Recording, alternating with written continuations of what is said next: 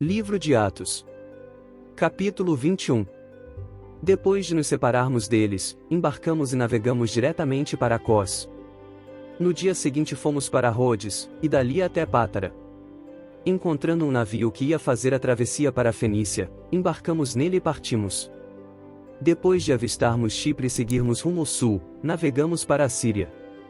Desembarcamos em Tiro, onde o nosso navio deveria deixar sua carga. Encontrando os discípulos dali, ficamos com eles 7 dias. Eles, pelo Espírito, recomendavam a Paulo que não fosse a Jerusalém. Mas quando terminou o nosso tempo ali, partimos e continuamos nossa viagem. Todos os discípulos, com suas mulheres e filhos, nos acompanharam até fora da cidade, e ali na praia nos ajoelhamos e oramos. Depois de nos despedirmos, embarcamos, e eles voltaram para casa. Demos prosseguimento à nossa viagem partindo de Tiro, e aportamos em Ptolemaida, onde saudamos os irmãos e passamos um dia com eles. Partindo no dia seguinte, chegamos a Cesareia e ficamos na casa de Felipe, o evangelista, um dos 7. Ele tinha 4 filhas virgens, que profetizavam. Depois de passarmos ali vários dias, desceu da Judeia um profeta chamado Ágabo.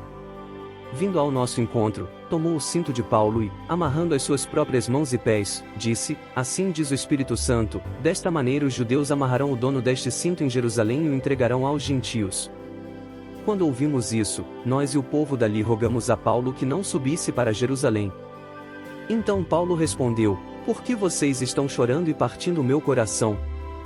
Estou pronto não apenas para ser amarrado, mas também para morrer em Jerusalém pelo nome do Senhor Jesus. Como não pudemos dissuadi-lo, desistimos e dissemos: Seja feita a vontade do Senhor. Depois disso, preparamo-nos e subimos para Jerusalém. Alguns dos discípulos de Cesareia nos acompanharam e nos levaram à casa de Mnason, onde devíamos ficar. Ele era natural de Chipre e um dos primeiros discípulos. Quando chegamos em Jerusalém, os irmãos nos receberam com alegria. No dia seguinte Paulo foi conosco encontrar-se com Tiago, e todos os presbíteros estavam presentes. Paulo os saudou e relatou minuciosamente o que Deus havia feito entre os gentios por meio do seu ministério. Ouvindo isso, eles louvaram a Deus e disseram a Paulo: Veja, irmão, quantos milhares de judeus creram, e todos eles são zelosos da lei.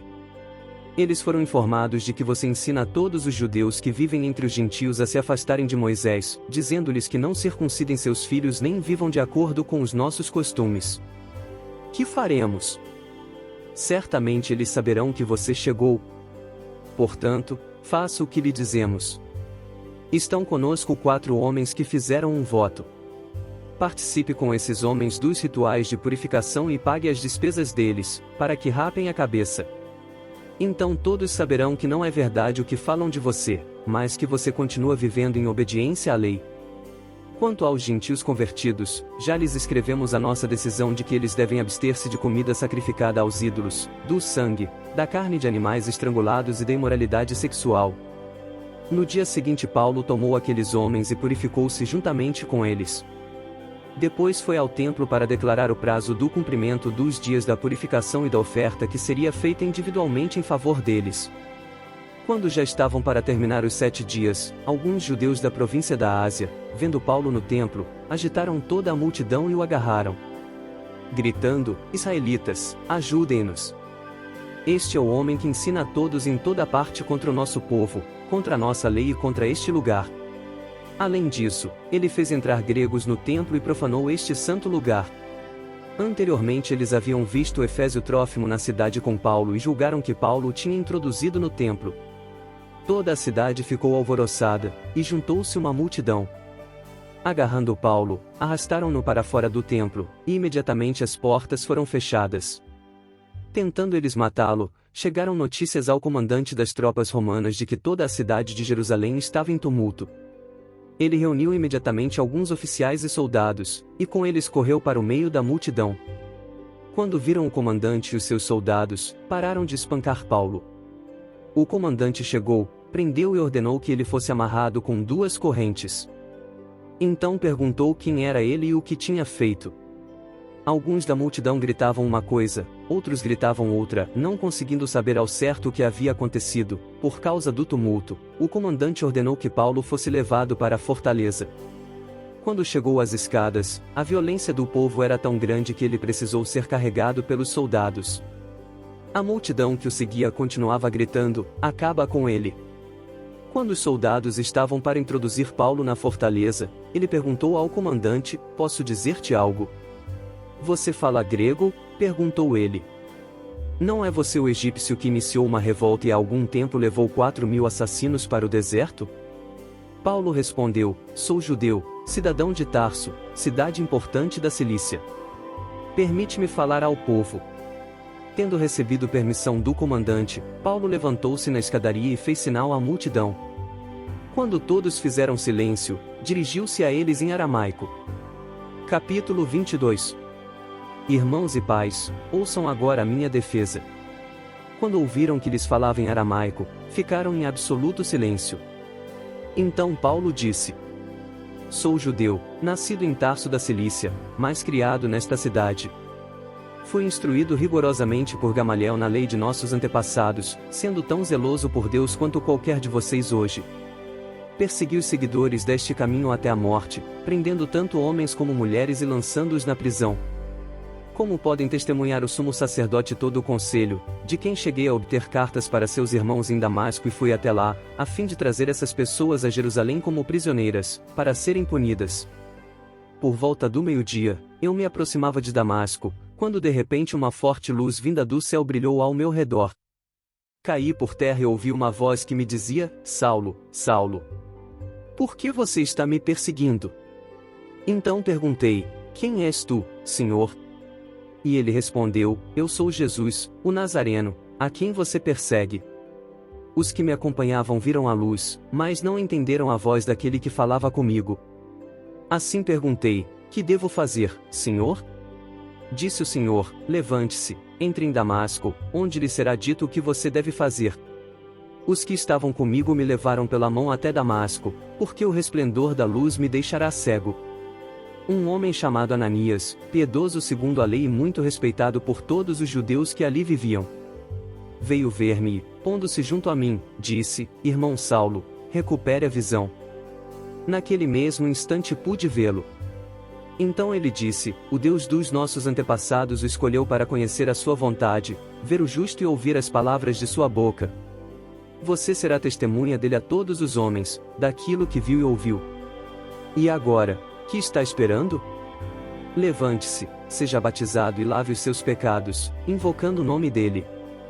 Quando voltei a Jerusalém, estando eu a orar no templo, caí em êxtase e vi o Senhor que me dizia: depressa, saia de Jerusalém imediatamente, pois não aceitarão seu testemunho a meu respeito. Eu respondi: Senhor, estes homens sabem que eu ia de uma sinagoga a outra, a fim de prender e açoitar os que creem em ti. E quando foi derramado o sangue de tua testemunha Estevão, eu estava lá, dando minha aprovação e cuidando das roupas dos que o matavam. Então o Senhor me disse: vá, eu enviarei para longe, aos gentios. A multidão ouvia Paulo até que ele disse isso. Então todos levantaram a voz e gritaram: tira esse homem da face da terra. Ele não merece viver. Estando eles gritando, tirando suas capas e lançando poeira para o ar, o comandante ordenou que Paulo fosse levado à fortaleza e fosse açoitado e interrogado, para saber por que o povo gritava daquela forma contra ele. Enquanto o amarravam a fim de açoitá-lo, Paulo disse ao centurião que ali estava: vocês têm o direito de açoitar um cidadão romano sem que ele tenha sido condenado? Ao ouvir isso, o centurião foi prevenir o comandante: que vais fazer? Este homem é cidadão romano. O comandante dirigiu-se a Paulo e perguntou: diga-me, você é cidadão romano? Ele respondeu: sim, sou. Então o comandante disse: eu precisei pagar um elevado preço por minha cidadania. Respondeu Paulo: eu a tenho por direito de nascimento. Os que iam interrogá-lo retiraram-se imediatamente. O próprio comandante ficou alarmado, ao saber que havia prendido um cidadão romano. No dia seguinte, visto que o comandante queria descobrir exatamente por que Paulo estava sendo acusado pelos judeus, libertou e ordenou que se reunissem os chefes dos sacerdotes e todo o sinédrio. Então, trazendo Paulo, apresentou-o a eles. Capítulo 23. Paulo, Fixando os olhos no sinédrio, disse: Meus irmãos, tenho cumprido meu dever para com Deus com toda a boa consciência, até o dia de hoje. Diante disso, o sumo sacerdote Ananias deu ordens aos que estavam perto de Paulo para que lhe batessem na boca. Então Paulo lhe disse: Deus te ferirá, parede branqueada. Estás aí sentado para me julgar conforme a lei, mas contra a lei me mandas ferir? Os que estavam perto de Paulo disseram: Você ousa insultar o sumo sacerdote de Deus? Paulo respondeu: Irmãos, eu não sabia que ele era o sumo sacerdote, pois está escrito: Não fale mal de uma autoridade do seu povo. Então Paulo, sabendo que alguns deles eram saduceus e os outros fariseus, bradou no sinédrio: Irmãos, sou fariseu, filho de fariseu. Estou sendo julgado por causa da minha esperança na ressurreição dos mortos. Dizendo isso, surgiu uma violenta discussão entre os fariseus e os saduceus, e a assembleia ficou dividida. Os saduceus dizem que não há ressurreição nem anjos nem espíritos, mas os fariseus admitem todas essas coisas. Houve um grande alvoroço, e alguns dos mestres da lei que eram fariseus se levantaram e começaram a discutir intensamente, dizendo: Não encontramos nada de errado neste homem. Quem sabe se algum espírito ou anjo falou com ele? A discussão tornou-se tão violenta que o comandante teve medo que Paulo fosse despedaçado por eles. Então ordenou que as tropas descessem e o retirassem à força do meio deles, levando-o para a fortaleza. Na noite seguinte o Senhor, pondo-se ao lado dele, disse: Coragem! Assim como você testemunhou a meu respeito em Jerusalém, deverá testemunhar também em Roma. Na manhã seguinte os judeus tramaram uma conspiração e juraram solenemente que não comeriam nem beberiam enquanto não matassem Paulo. Mais de 40 homens estavam envolvidos nessa conspiração. E, dirigindo-se aos chefes dos sacerdotes e aos líderes dos judeus, disseram: Juramos solenemente, sob maldição, que não comeremos nada enquanto não matarmos Paulo. Agora, portanto, vocês e o sinédrio peçam ao comandante que o faça comparecer diante de vocês com o pretexto de obter informações mais exatas sobre o seu caso. Estaremos prontos para matá-lo antes que ele chegue aqui. Entretanto, o sobrinho de Paulo, filho de sua irmã, teve conhecimento dessa conspiração, foi à fortaleza e contou tudo a Paulo. Que, chamando um dos centuriões, disse: Leve este rapaz ao comandante, ele tem algo para lhe dizer. Assim ele o levou ao comandante. Então disse o centurião: Paulo, o prisioneiro, chamou-me, pediu-me que te trouxesse este rapaz, pois ele tem algo para te falar. O comandante tomou o rapaz pela mão, levou-o à parte e perguntou: Que você tem para me dizer? Ele respondeu: Os judeus planejaram pedir-te que apresentes Paulo ao sinédrio amanhã, sob pretexto de buscar informações mais exatas a respeito dele. Não te deixes convencer, pois mais de 40 deles estão preparando uma emboscada contra Paulo. Eles juraram solenemente não comer nem beber enquanto não o matarem. Estão preparados agora, esperando que prometas atender-lhes o pedido. O comandante despediu o rapaz e recomendou-lhe: Não diga a ninguém que você me contou isso. Então ele chamou 2 de seus centuriões e ordenou-lhes: Preparem um destacamento de 200 soldados, 70 cavaleiros e 200 lanceiros a fim de irem para Cesareia esta noite, às 9 horas da noite. Providenciem montarias para Paulo, e levem-no em segurança ao governador Félix. O comandante escreveu uma carta nestes termos: Cláudio Lísias, ao excelentíssimo governador Félix, saudações. Este homem foi preso pelos judeus, que estavam prestes a matá-lo quando eu, chegando com minhas tropas, o resgatei, pois soube que ele é cidadão romano. Querendo saber por que o estavam acusando, levei-o ao sinédrio deles. Descobri que ele estava sendo acusado em questões acerca da lei deles, mas não havia contra ele nenhuma acusação que merecesse morte ou prisão. Quando fui informado de que estava sendo preparada uma cilada contra ele, enviei-o imediatamente a Vossa Excelência. Também ordenei que os seus acusadores apresentassem a Vossa Excelência aquilo que tem contra ele. Os soldados, cumprindo seu dever, levaram Paulo durante a noite, e chegaram a Antipátride.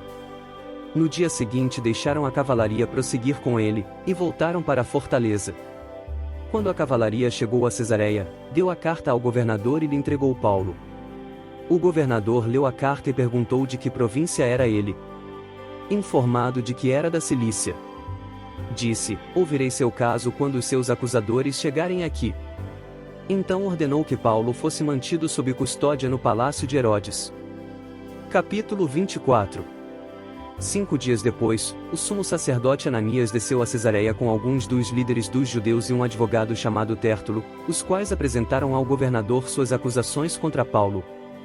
Quando Paulo foi chamado, Tértulo apresentou sua causa a Félix: temos desfrutado de um longo período de paz durante o teu governo, e o teu providente cuidado resultou em reformas nesta nação. Em tudo e em toda parte, excelentíssimo Félix, reconhecemos estes benefícios com profunda gratidão. Todavia, a fim de não tomar-te mais tempo, peço-te o favor de ouvir-nos apenas por um pouco. Verificamos que este homem é um perturbador, que promove tumultos entre os judeus pelo mundo todo. Ele é o principal cabeça da seita dos nazarenos. E tentou até mesmo profanar o templo, então o prendemos e quisemos julgá-lo segundo a nossa lei.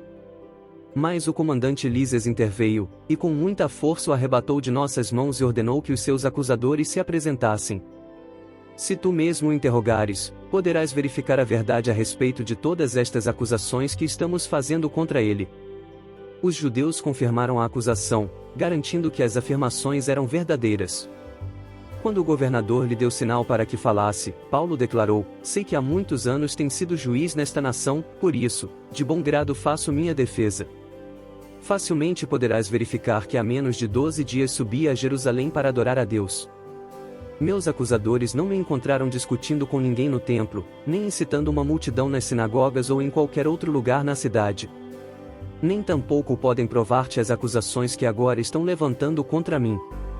Confesso-te, porém, que adoro o Deus dos nossos antepassados como seguidor do caminho, a que chamam seita.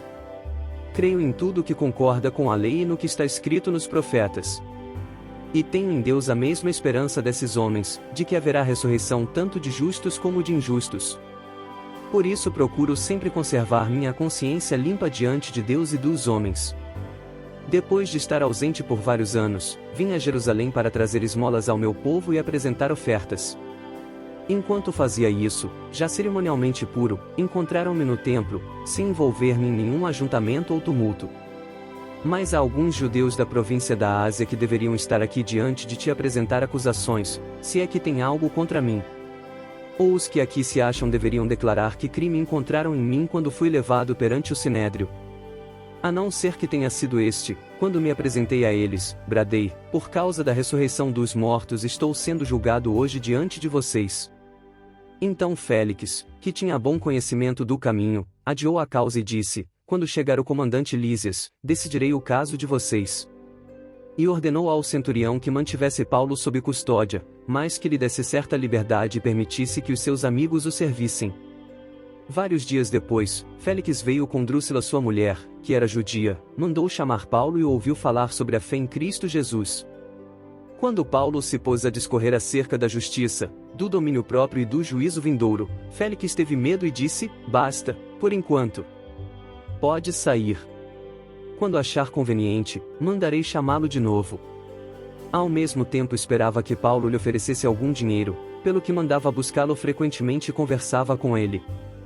Passados 2 anos, Félix foi sucedido por Pórcio Festo. Todavia, porque desejava manter a simpatia dos judeus, Félix deixou Paulo na prisão.